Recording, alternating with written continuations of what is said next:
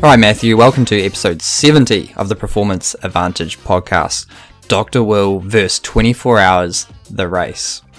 Performance Advantage podcast is where we bring sports science to the people with myself, Dr. Will O'Connor, and Dr. Matt Miller. Dr. Matt is a world leader in MTB research. He's also the inventor of BrakeAce sensor for braking and analysis software.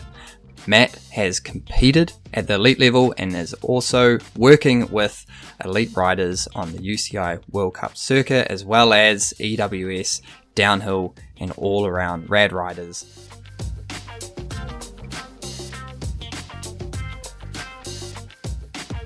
So Dr. Will is an elite ultramarathon runner. Obviously, today we're going to talk about his crazy 24-hour run, but he's also a professional coach, so he brings across this science knowledge and also this coaching knowledge and kind of combines it all into one in this crazy little delicious package. He's also has this expert knowledge in ketogenic sports performance, and he's been racing triathlons for many, many years.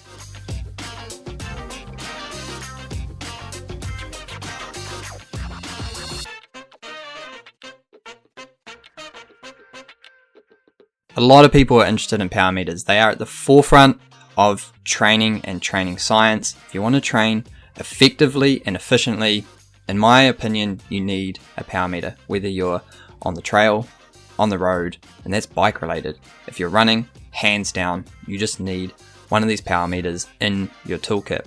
But the understanding of power meters, it's not readily available. Most of the stuff's just for roadies or triathletes. But on the trails, on the MTB, running, it's a little new, it's different. So we've put together the fundamentals of training with a power meter. So we've got one course which is MTB specific, one course which is running specific. And it's going to show you how to get set up, what to do, what to look at, and really how to implement power training into your training plan. We also have some bonus resources which has some training plans and data files and things that you guys are going to have access to. So check that out on our Performance Advantage podcast website.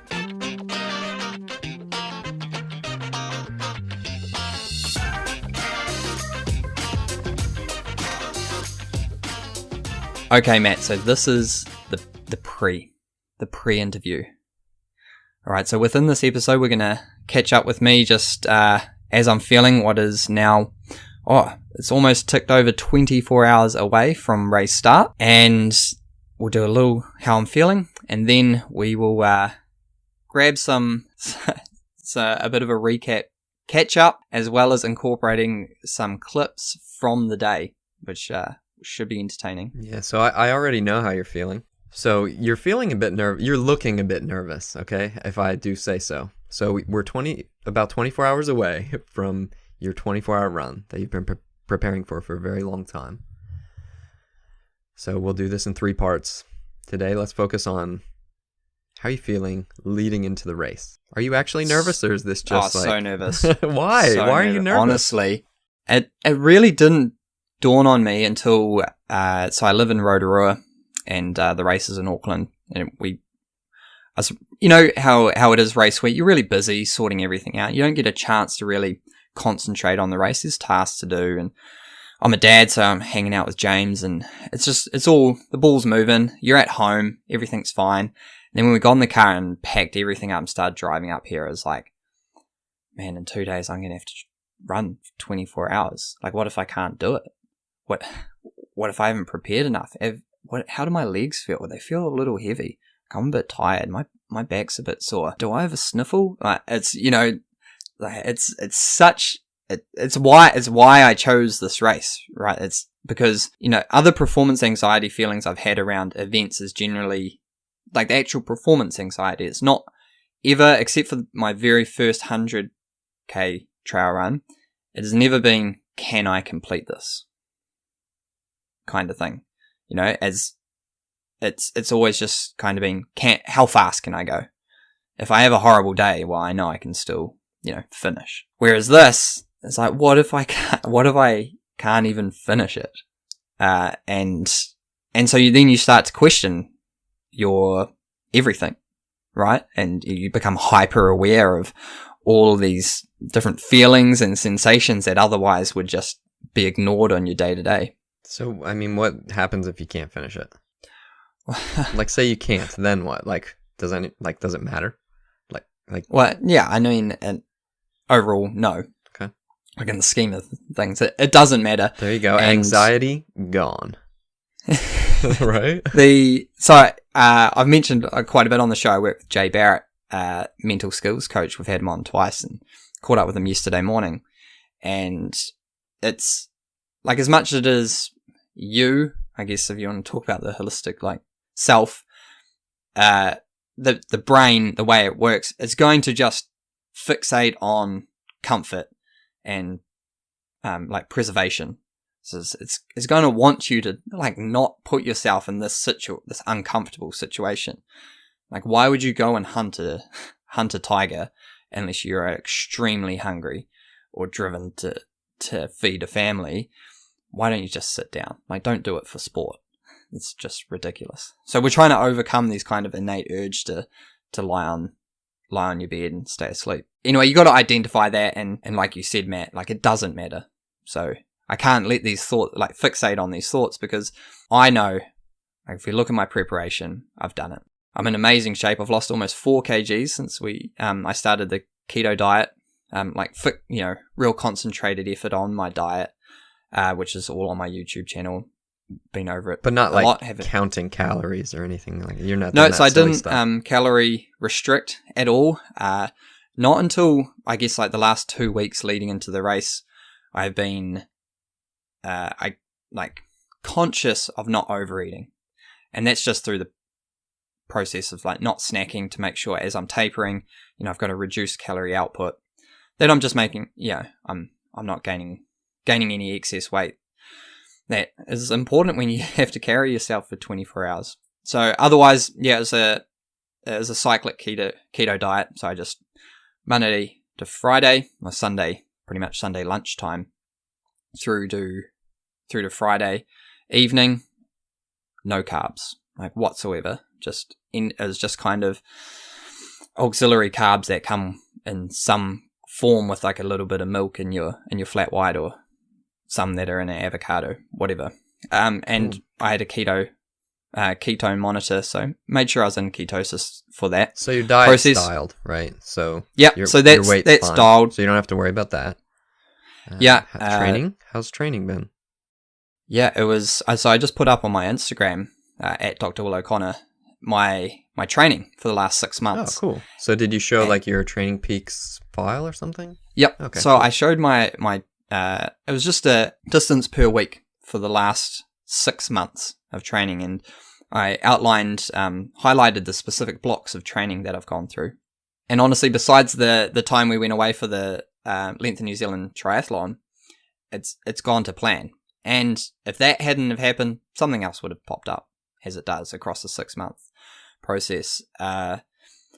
So what was most important is every single targeted session, I ran for 8 hours overnight.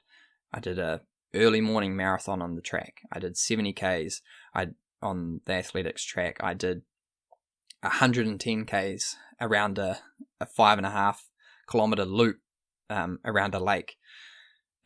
All of those workouts went fine, and pretty much, there was crappy workouts, Matt. There was days where I just skipped. I had to. I was too busy. Things came up, and some workouts, I was so far off. Even just last weekend, I was like, man, I was in the depth of ketosis, and it was super humid, and I'd had a crappy night's sleep because my son had been up. But that doesn't correlate to how I'm going to feel on race day. But it was not reassuring as well. But then it was really good to go over the last 6 months and highlight, like, wow, look at all of this training I've done. It doesn't really matter what I did yesterday. Because everything went so well for the last 6 months that, the odd one, like, you've been so consistent that the odd one kind of doesn't matter. So even thinking about it, it's not hardly even a blip on the CTL chart in Training Peaks, isn't it? Yeah, and then with the nutrition, like, that's super important. I mean, it's only just secondary to the actual physical demands or task of running for that long. And that's my jam. That's my PhD. That's what I know. I know how to fuel. I know how to keep my engine running, and I've done 5 years of ultra running now, and touch wood, never had an issue. Like I know what I need, I know how to fuel, and it's just getting the schedule, making it available. So organization, like that's what you learn during a PhD, is how to cross the T's and dot the I's. Because if you don't do that, reviewer 2 will shred you. So you're really well prepared. Your fitness is good. Your diet's been good. So now all you really have to do is get to the race. You have an amazing crew. You have everything lined up. I saw you had everything set out. You had a tent and everything. So what do you see being the hardest part of your race? I guess there'll be a couple points. One is early on, not getting carried away. Okay. So that means you're going to watch your pacing. Is there a set pace that you're going to hold? Yeah, it's more around heart rate. Okay. And effort. So that's I'm confident I can do that for the first few hours. Because if you don't do that right, then obviously the rest of the race is going to be a bit of shambles, isn't it? So definitely the trap then, like what I experienced in my 100k training run, it's like after about 5 hours or so, I was holding a pretty good pace, a pace above what I thought I was going to be doing. I was like, oh, hang on, I'm going pretty well here. And so I was like, I'll just hold this pace, and then the devil and the angel are like, well, you're running pretty hard, this is a training run. Yeah, but people will be so impressed if I can get through, and just keep holding this, and it'll look a lot better, and I'll be more confident in myself. And rather than, and it's not that you try to speed up, it's that you just try a little bit too hard to do what you've always been doing. So if that's 5 minute and 5.5 minute Ks, when that becomes too hard, if that's 4 hours, I had 20 hours to go. I need to just pull it back. But you get so trapped into like, whoa, if I can hold this is going to really put me really far ahead of my average. I need 7:13s to run 200 Ks. I'm currently like an hour ahead of schedule. So, maybe I could get the meet record or the national record. Yeah, but you know what kills your average the most, more than anything? Stopping. Yeah, stopping. So do you plan to stop? Like, are you just going to go for 24 hours straight? No, I don't plan to stop. The goal is to always be moving. So utilizing walking. I'll have to go to the toilet at some stage. Most probably have to change my shoes, socks. Definitely have to change sort of t-shirt, put on warmer clothes overnight. So I have to stop, but I don't have any planned stops in terms of like, all right, yeah, it's 10 hours. I'm now going to wait for 20 minutes. The goal is to just keep moving, to be a shark. Okay. Right. So at 3 a.m. Sharks die if they don't move. Yeah. I like the tiger hunting part too. But at 3 a.m., so from doing my 24-hour races, you get to midnight and you're like, sweet. And then you get to 1 a.m., you're like, actually, this feels a little bit hard. And then at 3 a.m., there's probably nothing that anyone could have said to me that would have stopped me from stopping. Right? If I had in my mind that I wanted to stop, no one could tell me, you trained so hard for this. You're going to regret this. There was nothing anyone could have said that would have kept me going. So when you get to that 3 a.m. part, which is, probably what I see being, not to make 3 a.m. super daunting, but when you get that urge to stop, like, what are you going to do? Well, so I've written this down. Okay, cool. Part of what I did with Jay was I write down a lot of my thoughts throughout the event and what I've had through past events. Now you get to this point, at some stage, the thought line for me is, this hurts so much. I hate it. I don't even care anymore. Right. That's the pro. Matt, you've trained so hard. Like, you only just keep moving. Like, I don't even care anymore. You don't. No. You don't. It happens in shorter races. We're like, I'm going to go for a PB. You're like, I don't even care. I walk it in. I don't care. Yeah. There's someone just ahead of you. You get there, you can get 5th place. Like, I don't care. I just want to finish this race. We've tried to identify, Jay and I, what it is that's driving me to do this. And these thoughts, feelings, and emotions around like, you have to stop, you don't care, I don't care, that's why I'm doing it, to overcome that. Okay. To find out. So it's like a positive association with that feeling or that thought. And it's like, oh, good. I knew you were coming. Yeah, like, oh, I finally want to stop. This is fantastic. Now the hard part begins. Yeah, and I had that in my 100K training run. I was like, oh my God, it doesn't even matter. It's just training. I was like, oh yeah, that's right. This is why I wanted to train do such a long run, because I needed to find this. All right. And then we talked about with Guy in the fatigue modeling episode, that systems check. You just bring it back. Like, how are you that sore, or are you just tired? Can you keep moving? Just walk. Why not walk 100 meters? So it's just bringing that back to the moment, to ensure. Now, this is very easy to say. Right. Yeah. That's why this is cool because this is all really uncharted territory for you. But if I think back to some of the 24 hours I did, where I did somewhere it was self-supported. I just had all my bottles set up in a big cooler, 30 bottles and a bunch of donuts. And yeah, I think that one I ended up quitting, 3 a.m. or something like that. But I went into a lot of these events pretty unprepared, but you're very well prepared. So you're going to be probably the only thing stopping you, but you'll come up with any excuse that you can. So what I'm really interested to hear, halfway through and in our follow-up report, is how you overcame those thoughts of wanting to stop. That's right. And the other day, I was like, mentally, I don't think I can. I don't know. What if I can't do it? Like, I'm in such good physical shape. What if I can't do myself justice and I quit? And then before that, earlier, when training was like, I was having a bit of a rough week, and I was like, what if I just want to keep running, but my body falls apart?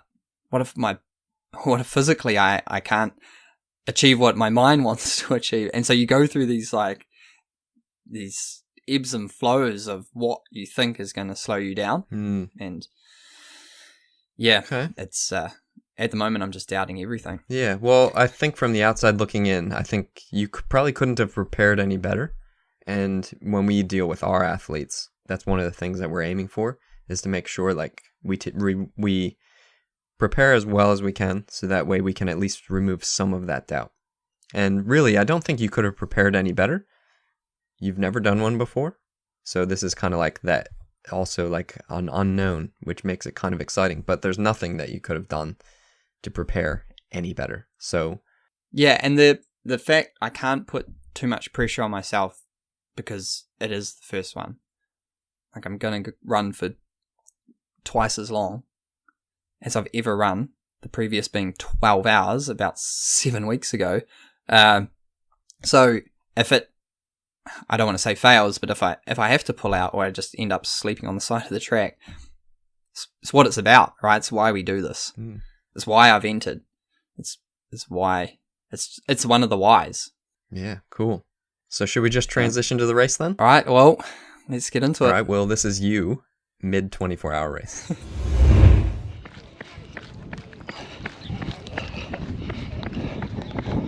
Alright. This fucking sucks. Oh man. 6.5 hours, about 67 Ks. Oh man. Oh. This is just so hot. It's been so hot, like, since we started. The sun is just beating down. So I'm actually starting to come out of my little rough patch. Man, I just slowed right down. So I'm in second place at the moment. Yeah, just under 6-minute Ks, which, like, initially it was like too easy, and then Oh man, it's 6.5 hours, fuck. So I had like 17.5 hours to go. Oh, this stupid fucking spot. Oh well, we'll find out what I'm made of, I guess. Man, we saw the 6-hour people stop. Oh, that was awesome. I was like, please let me know. But tick tock. We'll keep going. So you didn't finish? I didn't finish. No. So for those who haven't been updated, so I passed out from heat stroke at around 8.5 hours, about 85 kilometers. So that was, we started at 9 a.m. In the morning, and then that was around, I think, 5:30. You know, and that whole day, as you heard me say, was hot, like ridiculously hot. And I guess this is what we were just discussing, is it wasn't ridiculously hot in terms of, I don't know, anyone who would consider a hot day. Yeah. Right? So it was about 25 to 27 degrees Celsius. It's around 75 to 80 Fahrenheit, which isn't hot. You being from America, you're like, that's not hot. No. You know that's a hot day in New Zealand. Yeah. Like, so we were, the beginning of November, so just leading really into summer. Summer officially starts beginning of December. And that coming, like, at that point in time, coming out of winter or spring, I guess, like, that was a hot day. And, but we're trying to figure out, like, you know, I wasn't running very fast, relatively. Like, so between 5:30 and 6 minutes. And when I got hot, as I mentioned, like, I slowed down to like 6-minute Ks. Because you're not an idiot. Yeah, right? yeah, like I felt hot. Yeah. So I was like you know what you're doing. I need to slow down. Yeah. And it never like got any more comfortable. I also thought at one point when I was quite uncomfortable, that must have been around 5.5, 6 hours. It's like I need to reassess things. Stopped, like went to the toilet, and then walked a lap. And it just didn't feel any like more comfortable. It was just as uncomfortable. Now, part of that is my core temperature got too hot. Well, that's why we get heat stroke, isn't it? It is. Yeah. Yeah. So what happens is your core temperature gets to probably above 40 and Celsius, and then depends on who you believe, central governor, subconscious control, unconscious control, whatever it is, you kind of need to stop exercising. Well, your body needs to make sure that the temperature doesn't rise any further, because it would do a lot of damage. Yeah, but you're trying to do everything that's going to continue to increase your core temperature. And if not increase, at least not like lower your core temperature. And so you faint. Like you pass out. It's the brain's protective mechanism. Otherwise, I would have continued to keep running, continued to potentially store more heat, and then really put my body, all of my cells, muscle, like all of my cells in danger of being able to operate effectively. Well, it's good that you passed out then, I guess. Yeah. I mean, as far as like your longevity in your life. Yeah. Right, you're still here. Yeah. And it's not the first time either for me. Like I've had issues with the heat, and I remember, I'm not sure if we talked about it when we discussed with Dr. Blake Perry. So I was part of his trials, and he had the passive heat trial. They had never really seen anything like my rate of heat accumulation. So that's what we call it when we heat up, and specifically core temperature, which is the one that, controls, I guess, our overall bodily temperature. Whereas, if it's surface temperature, you can dissipate that through sweating, increased blood flow to the peripheries. And I get a little bit hot, and then it's like that point of inflection where I just start to heat up ridiculously quickly. And normally it's more of, I guess, like a linear increase, just for a point of contrast, where, you might increase 0.5 of a degree every like 10 minutes. So this is where we were, like, I had a water and perfused suit. I was wrapped in emergency blankets, like warmth. They were trying to make us too hot. That was the experiment. Yeah, and you know, hot water bottles, and most people just got hotter and hotter, and they could keep taking their measurements, and you know, as Blake talked about in his episode, monitoring blood pressure and brain blood flow, and what's happening with vasodilation and consciousness. And so, but for me, it was just like, you're good. And then they had to rush to finish the experiment before I was like going to pass out. Yeah. And so that's what happens. And I've had a issue in a couple marathons like this. But that's when I've been I guess, fighting the race. You know, you're really pushing. So a marathon for me is around 2 hours 40. And so that's somewhere between that aerobic and anaerobic threshold. And by the time you get through an hour and a half of that race, you're really pushing your anaerobic capacity. So there's a lot of, and running, you know, so there's a lot of muscular work being done. So you are accumulating heat really quickly. And then the day can change quite quickly, which has happened to me in the past. But for this, it was just the steady, it must have been just like the steady increase in which, like, I was in control, kind of, until I wasn't. Yeah, that's so weird. I've never actually had any problems in the heat. I've always done pretty good in the heat, except for one time when I was part of an experiment in the heat chamber, and we had to do a 20-minute time trial. And I went really hard, and my heart hurt for like a month. I thought I was going to die, but that was the only time I really had a problem. Otherwise, I've always been like better in the heat. Yeah. I don't know. I guess I used to be a laborer, and maybe that helped. Yeah, I think there's obviously some genetic component too. Well, it could be size as well. Like, I'm smaller than you. Yeah. But there's this problem though that we were talking about before, and that is, like, in New Zealand, the sun is impossible to escape. Yeah. And that could have been a contributing factor for you because you were first off running around a track.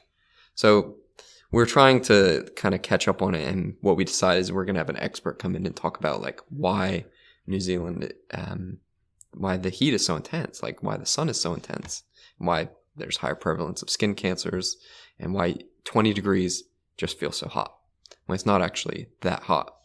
And, you know, you were exposed to the sun because you had the singlet on, and you were just basically absorbing all this heat. Yeah, so from the sun. That's not specifically how it works, like in terms of how we absorb that heat, like the UV. So we don't absorb heat through UV, although it can burn us because it damages the skin cells.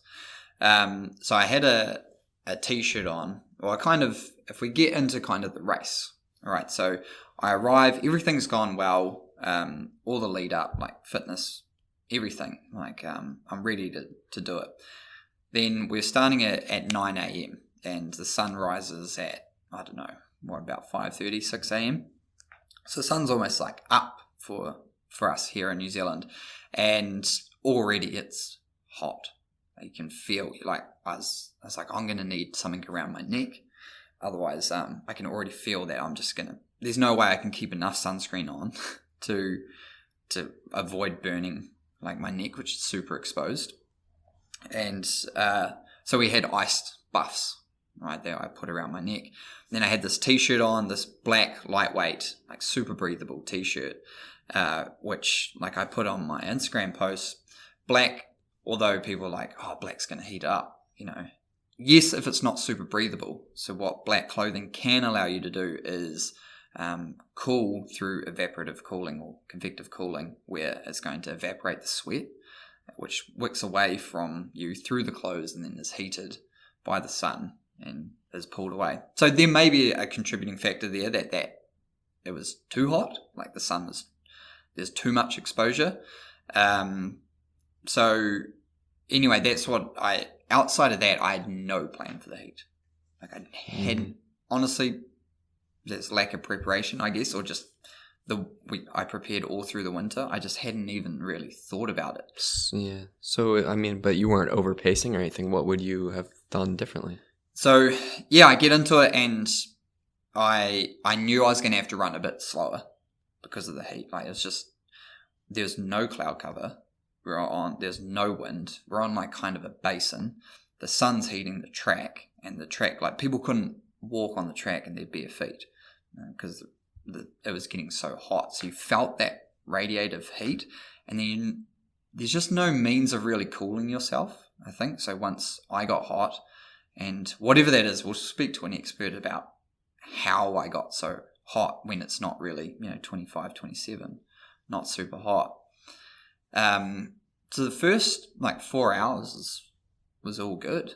Like I was drinking a lot as I could because 400 meter track, eating, everything was going fine. And then from 4 hours on, I just started to get like really uncomfortable. And it was there that, looking back, I began to make, in hindsight, bad decisions. Oh. So that's where I became, in the background, in my mind, somewhere in my, intrinsic motivation started to attach to an outcome, right? So I was like, 200Ks was the initial goal, and to find my limits and figure out what I could do. Then, through the process of training and everything, I was like, 200Ks is probably maybe like a little bit too within my capabilities. I should maybe set out to try and do a little bit more. And if I hit the wall, like, I should be in a position where, based off of my training, that I can get through to 200. And it was at that point where I'm thinking, I'm uncomfortable. I should maybe like do a reset, go sit in the tent and just try and really figure out what I need to do. But then, then you're in these two minds because I didn't have a plan. I hadn't, sometimes when you come into these thoughts where you're in a race, like you do mountain bike, someone attacks, but this is a long race. I'm not chasing that attack. I knew this would happen, and my plan is to ride to power or whatever. So you didn't really have a plan B, did you?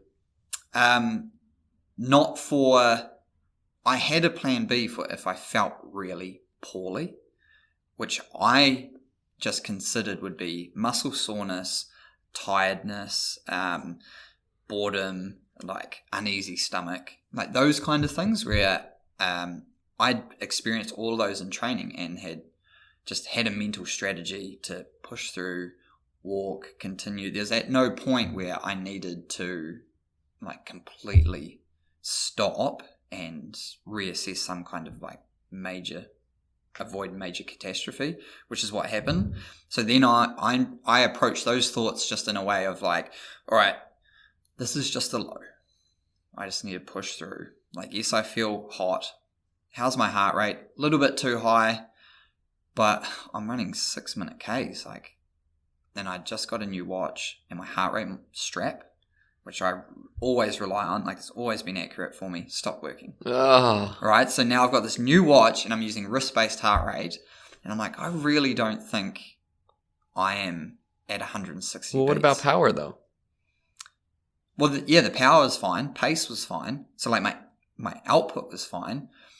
But then now looking back on it, potentially my heart rate was about 160 because of the input in terms of just the whole systemic strain of being that hot, and potentially maybe I was a little tired, like going into it. I'd had a pretty busy week organizing, like getting up to Auckland and organizing like all of this work that I had on to try and just because I'm doing some contract work at the Polytech, and I had to finish marking these papers for this course I was working on, and that just came up. You know how things.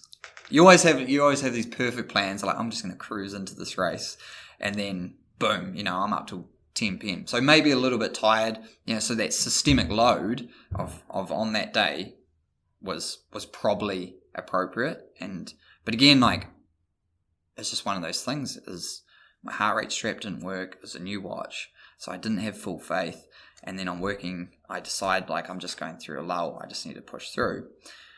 So because I'm attached to an outcome rather than a process, and in the end, so I just kind of go through that, and as you heard in that transition, I'm just kind of over it, right? And but I knew I wanted to get to 100 Ks and then I was going to do my reset, because that 100 Ks would have been, I was on track for about 10 hours, which would have been about 7 p.m. I guess, and that's just as the sun's going down, the shadows are coming in, and I was going to switch clothes, switch shoes, and just get into the night, which I was like really excited about. I just knew I had to fight through the low. And then before I know it, I start closing my eyes. No. And I thought, and I thought I was just tired. Like having a mid-run nap. Yeah. And I was like, I'm just like losing mental focus. Like I've been running around for 85 Ks. Maybe a bit dizzy. Yeah, I don't know. And so I had an energy drink. What would you go for? A V. Oh, yeah. Yeah. Sugar-free, or did you get the sugar? Wow. Okay. Yeah, we're in race mode. Yeah. So that's like the New Zealand Red Bull. Yeah. And I felt a lot, like got picked up, kind of, and then a couple more laps going all right, and then my eyes start closing again. It's weird, and I was trying to just pull some mental concentration, like stop being lazy, and then now all these are classic signs of heat stroke, and then I close my eyes for longer and kind of stumble. Now I'm on the back straight, and on the, I guess if we call it the front straight, so is where Chris and my crew are, the tents and everything. And I was like, I need to do my stop now. Clearly something's not right. But this whole time I never felt like way too hot. Not like in the past where I've been like sweating profusely and really fighting, like this want to stop. And then as I'm like need to run those 200 meters back to my tent, I like close my eyes for a really long time and my head snaps back, but I pull myself out of it. And I was like, okay, something's not right. So then I get over to my crew, my like main crew guy, mate Chris. I go to tell him that I'm not okay, and no words come out. No. So I start slurring, and then my legs give out, and I'm gone. Wow. And and so the weirdest thing was I could hear everything, like fully cognizant, but I couldn't move, couldn't open my eyes. And then they're just icing me down and just trying to cool me down. Luckily, I was like, got to my tent, so I was like kind of in marquee. It's like just in the shade of that. And I was like that kind of in and out of, I guess, I don't know if it's consciousness or not, because I was aware. It's just my brain, some aspect of my brain had said no more. Like, stop exercising. This is getting out of hand. And just shut down all like neuromuscular kind of coordination recruitment. And so I was just out. But my brain was like cognizant and fine. And then I was just in and out kind of for like 10 minutes or so. So did you get back out there? Or? No, I was cooked. Yeah, done. Oh, so then how'd you feel? Pardon? What were you thinking then at that time when you realized you weren't going to finish? Oh, so dejected and relieved.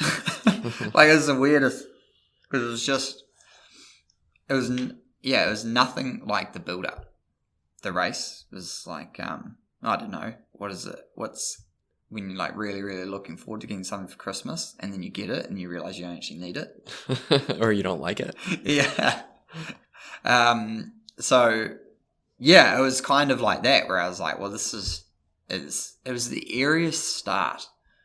It's 24 hours. There's some 6-hour people and 12-hour people. And there are a lot of people that have issues with the heat, especially like the 6 and 12-hour people are exercising much higher intensity. And so we start, and then we just start so slowly. There's like 30 of us, and then maybe 50 in total, doing like these different events, but like 30 of us doing the 24-hour. And some people they've got their plan. They're majoritarily walking. Like, this is a Centurion event. Wow. So that's if you can do a 100-mile walk in 24 hours. It's just tough. It's tough. It's like 9-minute Ks or something like that. It's a brisk walk. But so, yeah, we just sort of like take off so slowly. So like straight from the gun, you're just like, oh, this is boring. Yeah. And there's no, even for me anyway, like 100K, I'm still like I'm running, you know, like I'll be running under 5-minute Ks and really like battling kind of. And there's so few people and we come round every lap that the first couple laps are like quite exciting. And then because it's so hot, everyone's just in the marquees and the tents or like gone home or like way off the track in the shade. They're not going to clap for you every single time. And then, you know, it's the first part's kind of exciting. You're talking, like I'd been following people on social media and commenting them and know them from other races. And then we got so uncomfortable. You're like, no one's there for a social thing. They're kind of competing for their own vice or what, you know, their own motivations. And so everyone just gets into their own groove. And I'm like, this is nothing like a race. You know, where you do, even if it had been bigger laps, like the Blue Lake that I did a couple months back, there was a lap every 5.5 Ks, almost 6 Ks, which for me was taking like 40 minutes. So you don't see someone for 40 minutes. So they're pretty amped when you come back. Like, yeah, here he is. Oh, welcome back. Blah, blah. And then you leave again. But when it's like 2 minutes, 2.5 minutes, they're not. So there's like no hype. Yeah. And it was just this weird situation that I wasn't anticipating.